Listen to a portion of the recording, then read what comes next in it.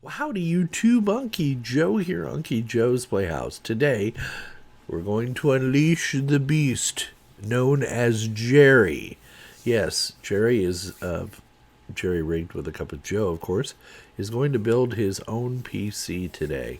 Well, his work PC. So, in our quest to convert over everything in my office to AMD, well, as far as workstation goes, today we're going to be putting a Gigabyte board and RAM and video and all kinds of neat stuff into a unit for Gerry to use as his day-to-day workstation. So let's go ahead and get the video started right now, and then at the end of the video we'll go over the parts list that we use to make this happen. Alright, so what I've tasked Gerry with doing today, if you notice this case, this is my Ryzen 5 1600 processor unit with the AB 350 gaming motherboard from Gigabyte. It's actually the AB 350 Gaming 3. So we're going to remove this motherboard from this unit, and what we're going to instead do is put a Gigabyte B450 RS Pro Wi-Fi into it. So there's what the old board looks like inside. Now what we're going to do with this board is we're going to do a giveaway. So I'll do a live stream in the next week or two, and I'll announce the rules on the live stream for the giveaway. But we're going to be basically just giving away the motherboard, not the CPU and not the RAM. But this is a really good board. I have no use for it, so I want to go ahead and give it back to somebody out in the community who can actually use it. So the motherboardectomy is complete.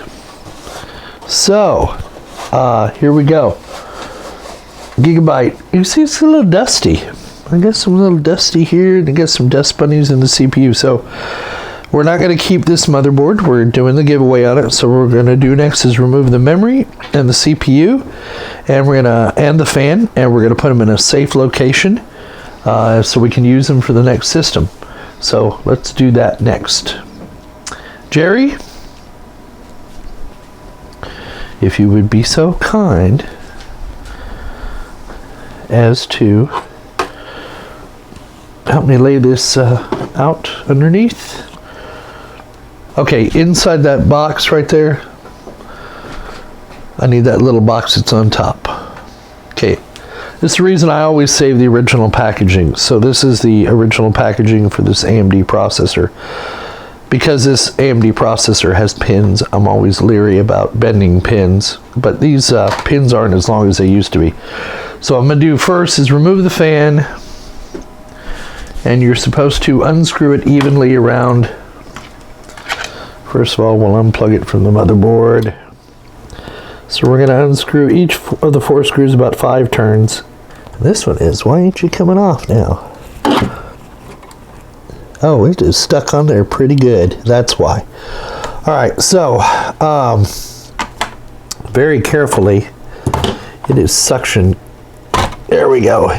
Look at that. So the processor came out because of the material on the top. Now we got to be careful. I hate it when this happens, but it happens quite often with AMD. That's why I removed it instead of Gerry. So we're just going to pry up very carefully. Boy, it is on there good. You want a crowbar? No, it is on there good. I don't know why you're doing it and not me. Yeah, because if I break it, yeah, well, here's the deal, folks. That is on there pretty darn good. So, and I don't want to pry on these edges on this chip because it will break it. So what I'm going to do is I'm going to try to get under the chip itself, the top cover, with a spudger. Gerry on my desk is another one of these, laying next to my keyboard.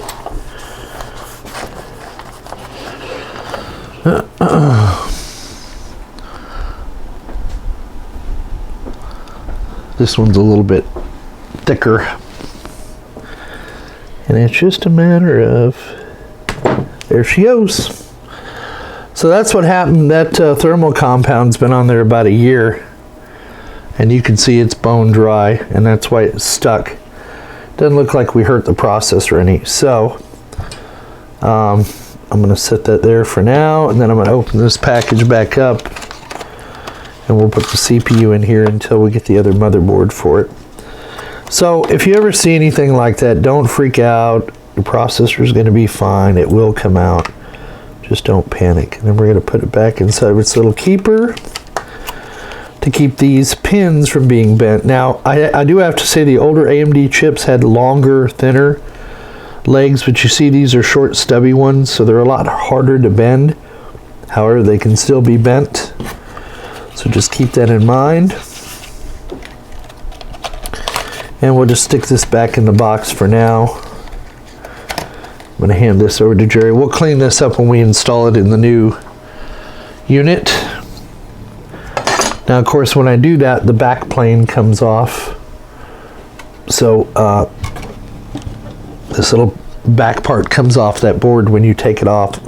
Now, this is mainly for people that have never worked on motherboards before, so I'll give you a little tutorial. We're going to put this back on the back like that. Okay, I'm going to go ahead and pop the RAM out like that and like that. And we'll set them aside. Now, this board came with brackets. They need to be put back on there and before I do the giveaway. So this is why I save all the components when I get them, because you never know. You might need them again. There we go. We got the board ready to go back in the plastic bag. We're going to give it a nice little cleanup here, and then we'll put it back in the box to do a giveaway.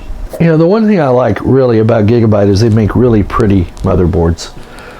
So this is the RS B450 RS Pro Wi-Fi, and I went ahead and got the Wi-Fi board because you never know. So right now it's got 2 sticks of Corsair 3000 megahertz DDR4 RAM. This one was originally going to be the one I used to build my machine with, but we're going to use this to create Gerry's desktop. And there's a very good reason for that, which I will cover here in just a minute. It has to do with this built-in back plane here. This one has a AMD Ryzen 5 2600 processor in it, rather than the Ryzen 3600. So this is the Ryzen 5 2600. Perfectly good 6-core 12-thread processor and 16 gig of RAM. It also has slots for NVMe drives. It has a bunch of nice little whiz-bang features on it.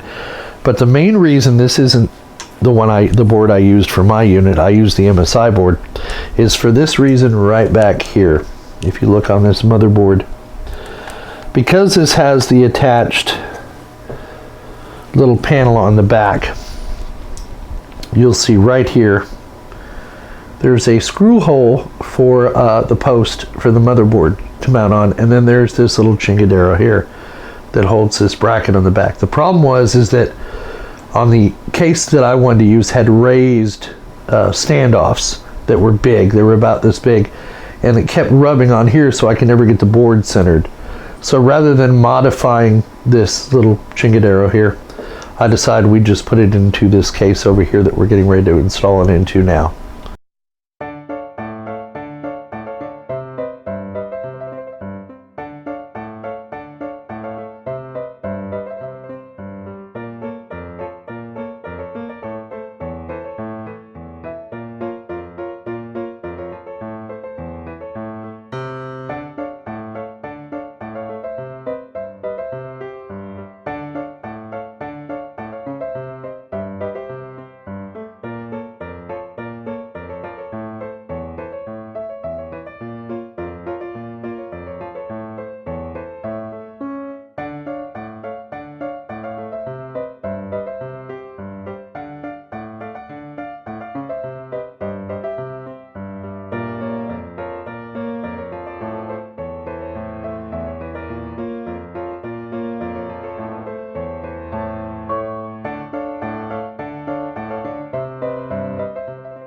So it seems that Gerry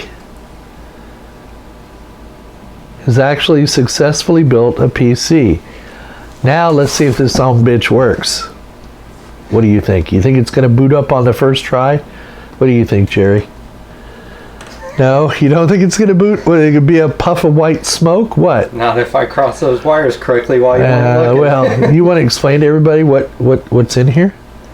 There's a motherboard. Yeah. What's the motherboard? It is the... Who makes it?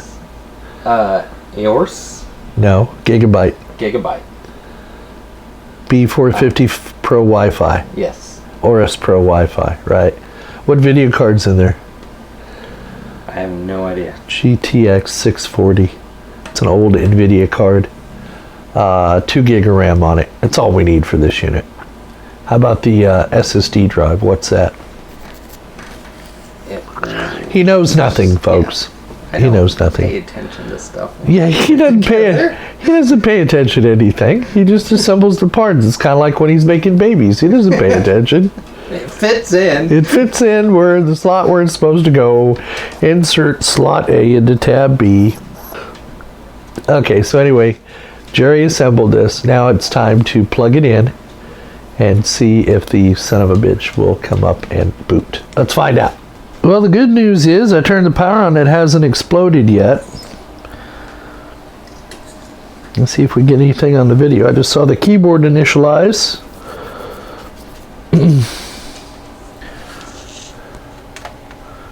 Oh, it would help if the monitor were on, huh? I hear that's helpful. Now, it's probably going to boot right into Windows. This came out of that i5, so it's going to boot into Windows. We're going to do a clean load on this. Gerry just doesn't know it yet. Yep, it booted right into Windows. Let me see if I can log in.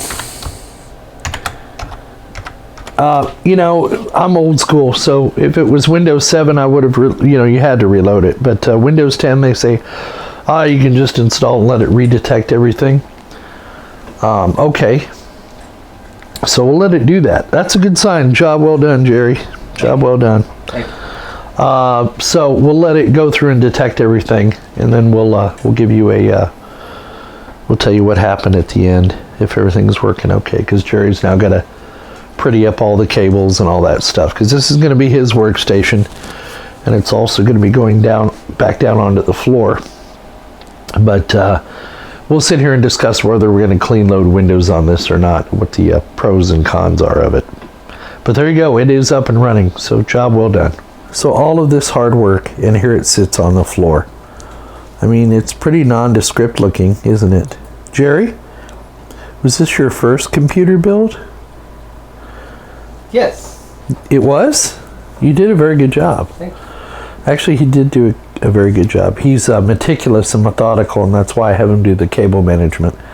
Let's just put it this way: if you could see through the side panel, which you can't because it's up against the desk, you wouldn't see any cables because he's that good. Okay, so now moving on. He's getting it set up on our network. He's loaded the drivers for the chipset, for the networking, and for the Huchamaflachi sound card.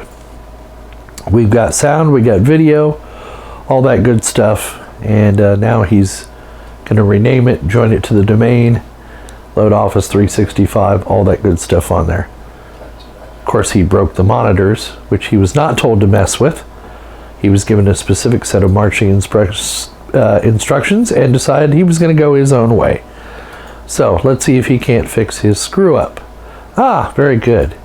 And he's using the wrong program to do it, but we won't go there because he's already loaded the NVIDIA drivers. I wonder if he rebooted as he was instructed after he loaded the NVIDIA drivers. Then he would know not to use that interface. But anyway, I digress. He likes to get ahead of himself, but that's okay. That's how you learn. And seeing as this is his first build, I won't hit him too hard. I wanted to see if I could figure out a... Hey, we got one person in this organization that's real good at breaking stuff, and it ain't you. I'm teaching you how to fix stuff. I'm learning by watching you, alright? Well, you're learning too well. But anyway, there you go. There's his workstation. He's getting it all set up now. And then you're probably wondering what we're going to do with, well, showing's better than telling. So let me mark y'all out a spot here. So what we're going to do, you see this beast here, this was always meant to be my little gaming machine. And it never turned out that way. So, we are going to make this a gaming machine, but we're just, as you can see, we're not going to have much luck fitting a full-size ATX board into this little unit. So, I'll give you a little close-up. You remember we did this. Grab the microphone from Gerry there.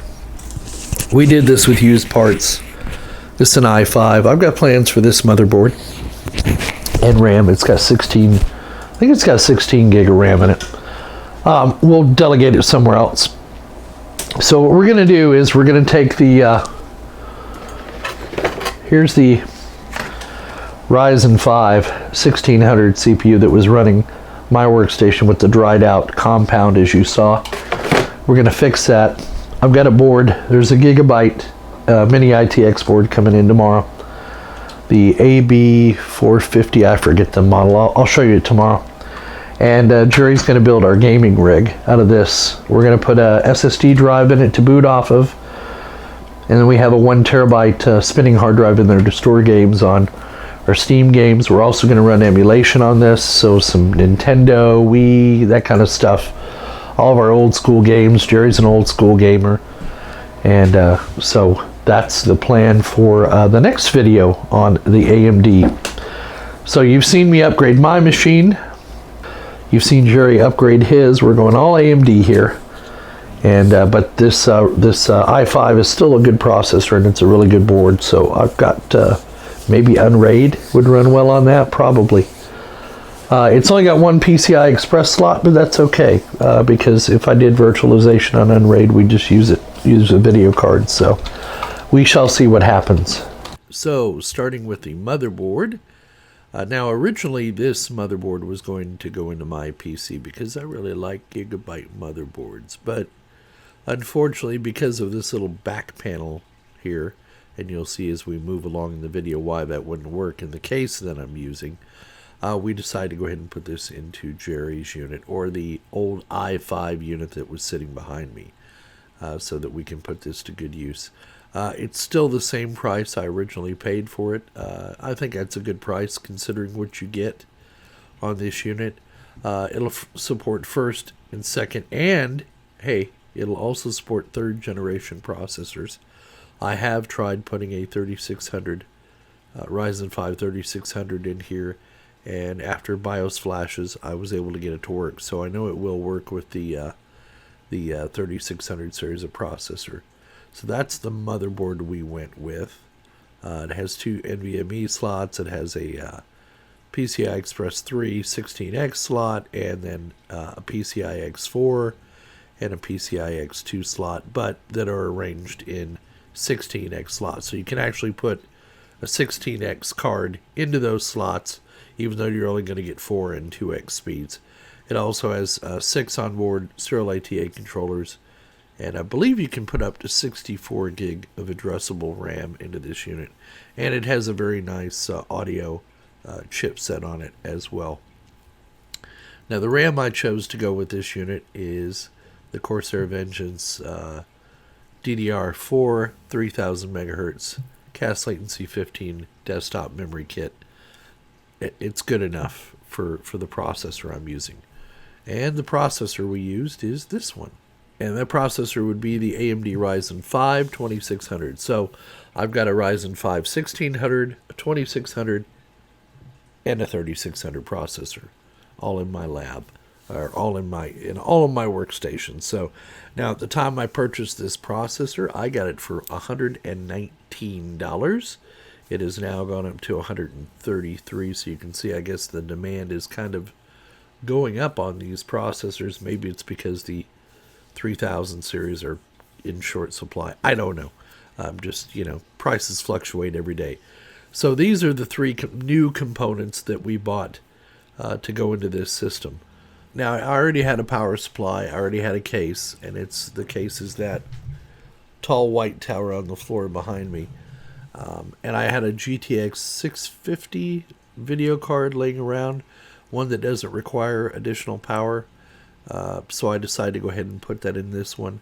I also have a GTX 950 NVIDIA card, but the fans are out on it. So I'm going to fix that and rejigger that and end up putting that video card in there just so we can have a little more flexibility when it comes to video editing and that kind of thing. But this workstation behind us will be Gerry's daily driver. So there you go, YouTube. Gerry's first PC assembly. Well, not really. I mean, it's his first new PC assembly from scratch. He has replaced parts on these machines before, so it's, you know, no big deal. Now you're probably wondering, why did I go all AMD? Well, because, you know, it's bang for the buck. I do a little bit gaming here and there. I do some virtualization here and there. We do some video editing here and there, that kind of thing. And I wanted all of the machines to be kind of on the same level. Now we're going to also be redoing the gaming machine, so that's going to be an additional video in addition to this one. But I just really like the AMD processors, and I've dropped a bit of coin on this. Thankfully, y'all have stepped up. My subscribers have stepped up and donated, and that's how I was able to put all these parts together. And then I took part of my own money and put it into these units as well. So, and I just like I love upgrading machines. I like putting new machines together. And I tell you what, all things considered, I've had, you know, other than having your BIOS update and doing it properly, I've had zero problems with these products. And as you know, in mine, I'm running the Asus X570 motherboard. It's been working fine ever since the latest BIOS update. So, you know, if you're looking to jump on the AMD bandwagon, now is a really good time to do it because prices are really good. Just keep an eye on RAM and SSD prices. They're going through, starting to go up. So if you're going to buy RAM, do it quickly because I think the price is going to go higher than it has. But take that with a grain of salt. You know, your mileage might vary on that. But I know Gerry had a really good time doing it. It gives you a sense of accomplishment when you can build a PC and it boots up the first time. And the beauty of Windows 10 is, you know, it's not like Windows 7 where you would have to reload the operating system, you know, or get blue screens of death. Windows 10 is pretty forgiving when you install it into new hardware. And that's what we did. So we just kept the settings from the i5 machine we had this running in before. And everything came over and detected the new devices. Time will tell if it's stable, but so far Gerry's had very little trouble with it. I'm going to have him introduce him to video editing in the next week or two on that machine and see how it does. And we'll go from there. So yeah, AMD is kicking some serious butt here in the processor areas these days. And I know you've seen hundreds of videos about the Ryzen processors. So, but I try to put it into the context of not so much, yeah, who cares about new builds, right? If they get boring after a while. But why? Why did I do the new build? Just to build it, or because I had some need? And you know, I've been limping along with older i3 and i5 processors for so long. It was just time. I wanted to get some bleeding edge technology in here, and the Ryzen 5 for me is the sweet spot. It's like the i5 was the sweet spot for me between the i3 and the i7. I'd never purchased an i7. I just didn't have that kind of need. So now your mileage might vary. But anyway, we hope you found the video entertaining and informative. Please give us a thumbs up down below. Leave your comments down in the comments section. I'd love to hear comments from all my subs and people watching the videos. Keep them pithy, which means short, sweet, and to the point. I don't answer tech questions in the comment section. If you've got a minor technical issue and if I have the time to help you, send an email to unclejoesplayhouse@gmail.com and I'll see what I can do for you. But again, this is not a tech support forum, folks. I do expect some of you to go out and find the answers for yourself. I'll put you in the right direction, but yeah, we just don't do, you know, it's not like we're tech support. So, but anyway, come back and see us again if you're so inclined. Also donate. We take PayPal and we take Patreon. And please don't forget, come back and see us again. Tell your friends about us, recommend us, post us on Facebook, wherever, whatever it takes to draw more people in. We're getting close to 6,000 subs. I'm hoping to have 10,000 by the end of the year. If I do, I do. If not, hey, it's still been a fun ride. So, and please don't forget, we'll see you on the other side.